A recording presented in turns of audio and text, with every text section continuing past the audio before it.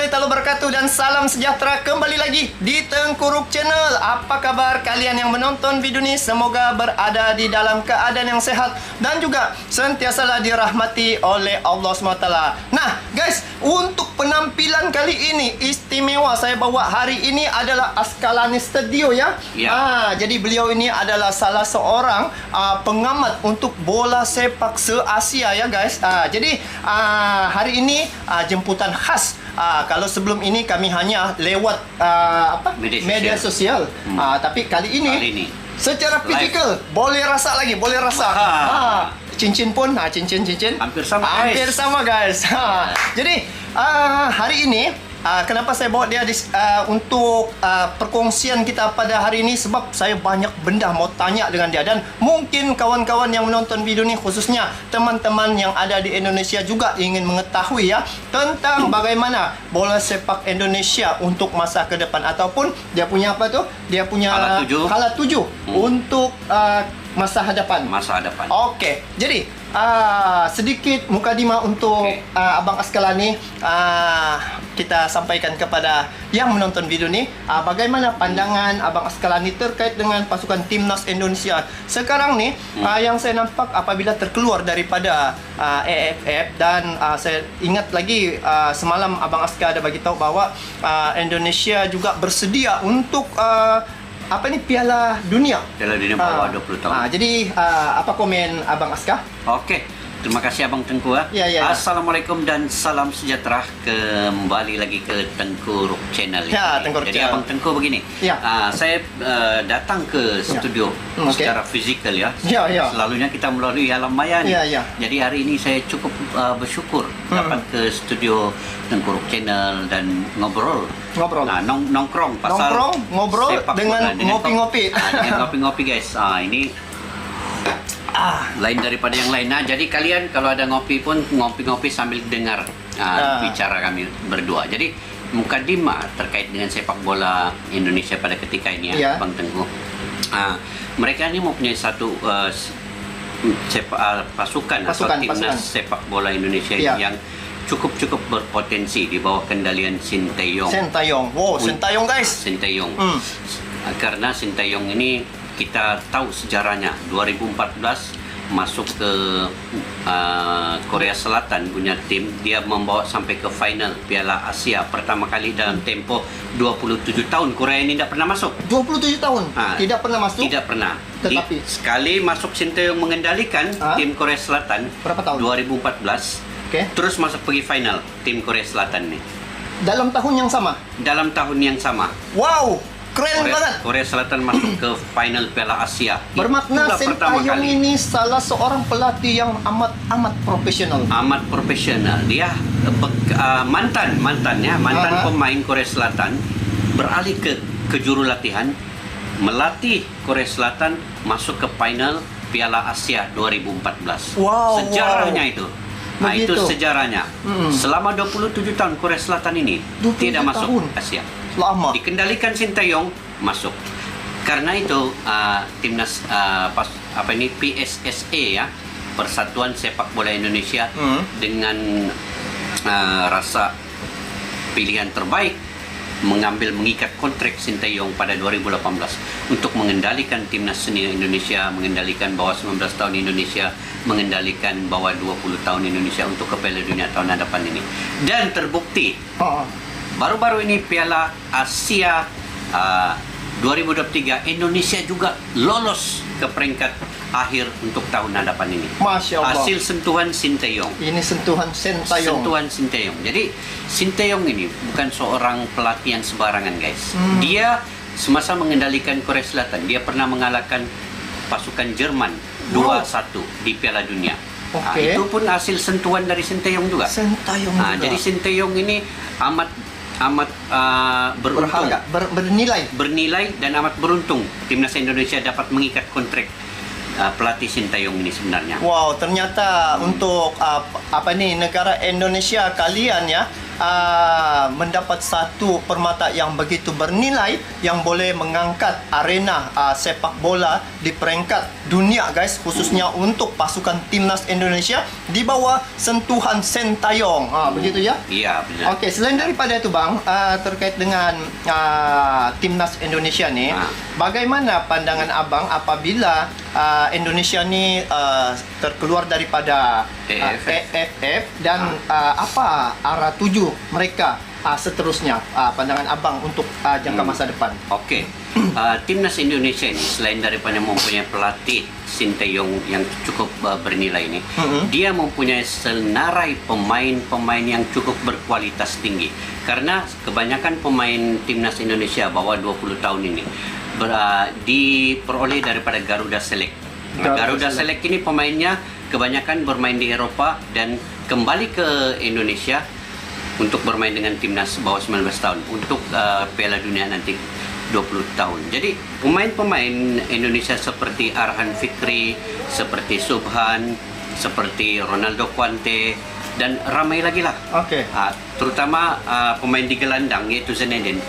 Pemain ini pun yang saya cukup tertarik dengan cara permainannya. Dia cukup rajin mengejar bola dan dia mempunyai satu idea untuk pas bola itu kemana sehingga menghasilkan mencetak gol untuk timnas Indonesia. Kebanyakan jaringan atau cetakan gol Indonesia ini ketika menentang Brunei, ketika menentang Myanmar ini hasil daripada gerakan-gerakan Zinedine. Pemain gelandang ini. Jadi selain dari pelatih, pemain juga mempunyai peranan penting dalam timnas sepak bola ini. Itu yang membuatkan Indonesia ini sebenarnya hala tuju yang cukup bagus pada ketika ini untuk marah lagi ke peringkat yang lebih tinggi. Kita nantikan Piala Dunia tahun hadapan bawah 20 tahun, mudahan Indonesia ini ke peringkat yang paling, kalau tidak pun ke peringkat 4 terbaik ataupun 8 terbaik nanti. Okey. Itu tentang timnas Indonesia. Saya ada dengar berita-berita selepas timnas Indonesia U19 ni tidak masuk dalam AFF. Ada satu apa nama ini yang satu namanya EAFF. Itu akan Indonesia akan menjadi salah satu pasukannya untuk menyertai EAFF. Jadi cuba abang terangkan sedikit tentang EAFF, apa itu dan apa beza dengan AFF dengan EAFF. Dan apabila Indonesia tidak sudah dengan AFF, dia seolah-olah pergi ke EAFF. Coba komen sedikit. Okey, terkait dengan perkara ini, beberapa faedah atau manfaat yang diperoleh timnas sekiranya dia keluar daripada AFF dan masuk ke AFF. Sebelum itu AFF ini adalah sepak bola di Asia Tenggara. Hanya negara-negara Malaysia, Indonesia, Thailand, Vietnam, Myanmar, Laos, Brunei, Singapura saja. Tetapi di EAFF ini pula dia merangkumi Korea Selatan, China, Jepang, Malaysia tidak. Indonesia. Jadi bermakna yang ini lebih luas lagi daripada AFF. Daripada AFF. Bermakna apabila Indonesia ialah ada dimensi pemikiran orang lain bahawa apabila Indonesia terkeluar daripada AFF ni habis di situ saja. Rupa-rupanya apa yang abang bagi tahu tadi itu, abang Askar cakap tadi, lebih dia menyertai kepada yang satu penyertaan yang lebih besar lagi berbanding dengan AFF. Iya, AFF ini Persatuan Sepak Bola Asia Timur, lebih besar lagi sebenarnya. Lebih besar. Jadi ternyata dia daripada kecil pergi besar. Hikmah. Itu hikmahnya. Jadi manfaatnya itu Indonesia akan bermain dengan tim-tim yang lebih gah lagi, lebih seperti Korea Selatan, China. Ini yang Piala Dunia sudah nih. Korea Selatan ini pasukan Piala Dunia. China ini pernah main Piala Dunia. Jepang lagi pernah main Piala Dunia. Jadi kalau Indonesia masuk sini, ini akan lagi mematangkan permainan sepak bola Indonesia itu.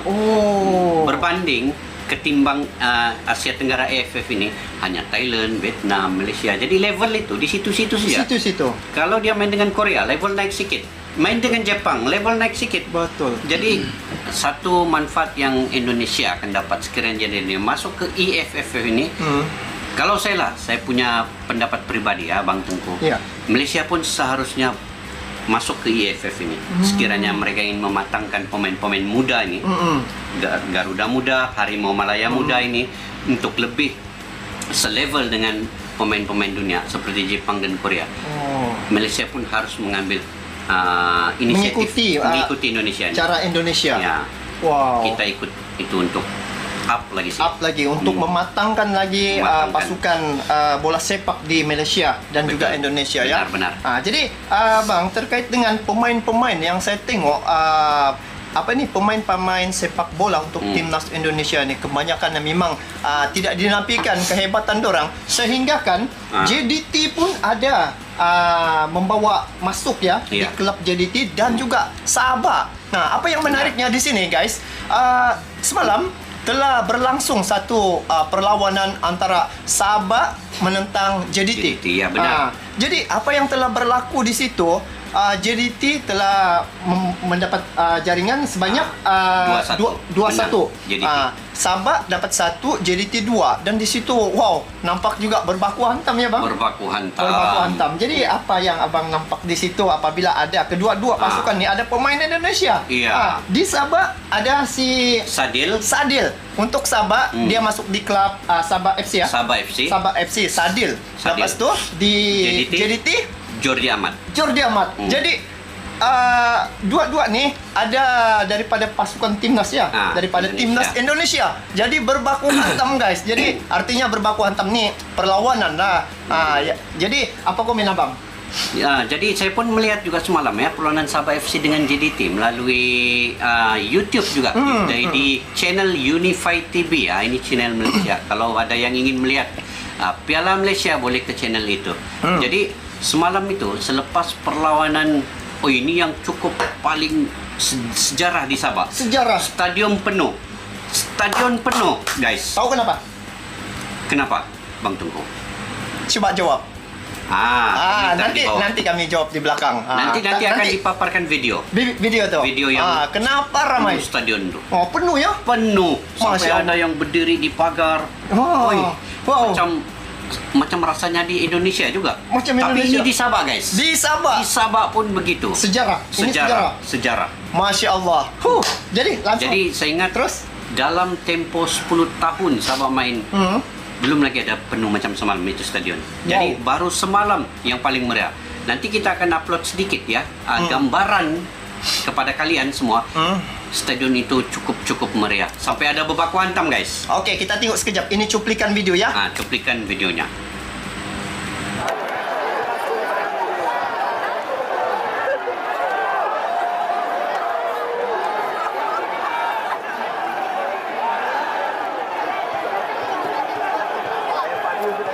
Jadi itu tadi guys cuplikan videonya.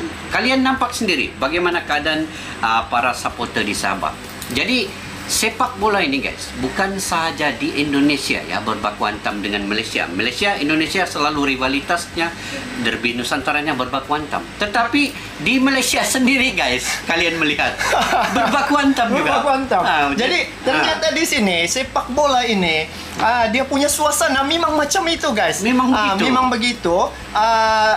Sebab kalau tidak ada perkara-perkara seumpama itu, tidak ada keserian ataupun tidak seru ataupun tidak gempak lah dia punya situasi. Jadi bila ada ramai begitu, lepas tu ada, kita bukan menggalakkan begitu, tetapi kerana semangat sokongan untuk bola sepak di negara kita ni guys cukup kuat guys. Jadi itu yang saya nampak sebenarnya. Ini satu pengalaman yang begitu luar biasa ya. Apabila Sabah telah penuh stadion. Sejarah. Kerana apa? Salah satunya adalah di situ ada pemain Indonesia. Dari JDT ada, dari Sabah pun ada. Bermakna di sini kedua-dua pasukan ini kan masing-masing dengan dia punya penyokong. Gitu ya. Jadi sebenarnya walaupun mereka berbaku hantam semasa perlawanan ini, tetapi selepas daripada perlawanan itu sebenarnya mereka masih lagi bersahabat dan bersilaturahmi. Jadi sebenarnya persaudaraan itu di dalam permainan saja. Lepas kita keluar minum kopi, guys. Ngopi-ngopi.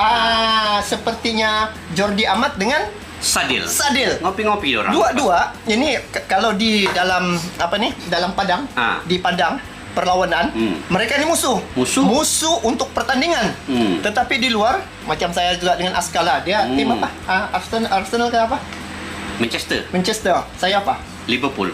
Itu kami berbaku hantam. Tetapi bila sudah selesai, kami ngobrol lah pasal bola sepak. Wow, seru sangat ya. Seru, guys. Seru. Jadi nampaknya kesimpulan untuk keseluruhan lah dalam tempo musim ini, bagaimana pandangan Abang Aska terkait dengan sepak bola yang ada di di Asia nih, khususnya pada Indonesia dan Malaysia.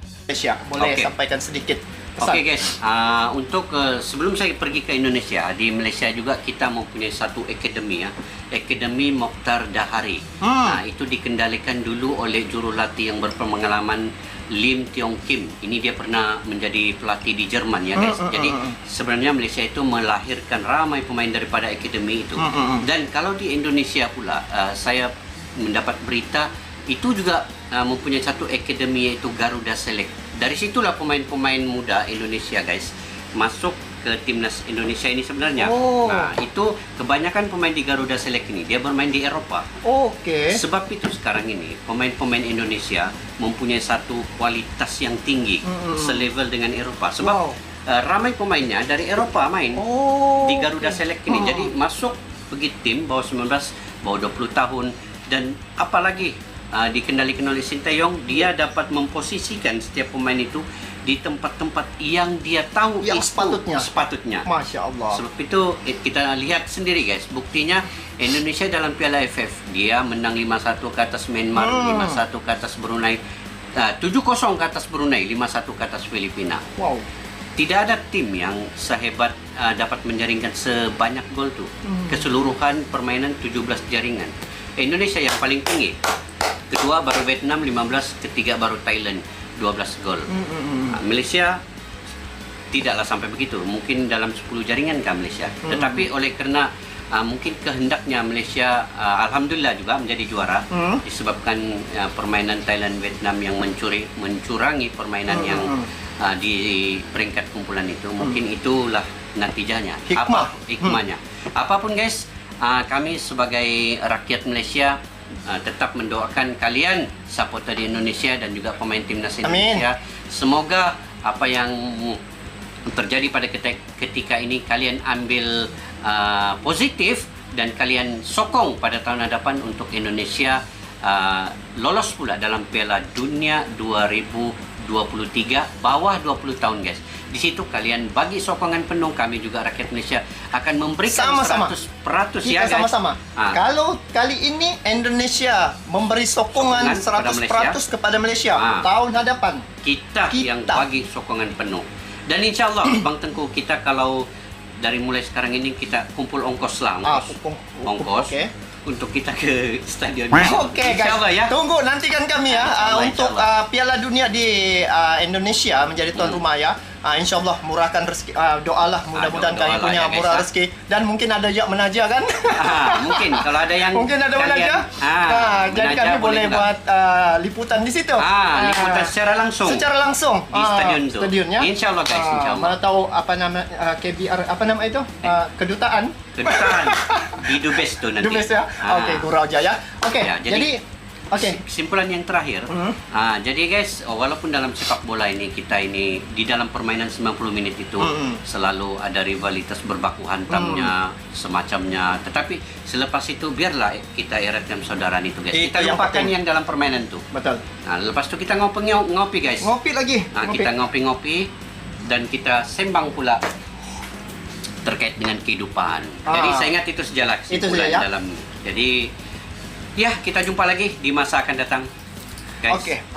Jadi guys, demikianlah tadi apa yang disampaikan oleh Abang Askar ni. Begitu, saya rasa tidak puas untuk mau tanya lagi soalan-soalan yang banyak lagi. Jadi nanti kalian boleh komen di bawah, tanya apa-apa yang perlu untuk kita buat podcast ataupun buat secara langsung macam ni. Saya dapat berjumpa dengan ni guys, bukan senang ni guys.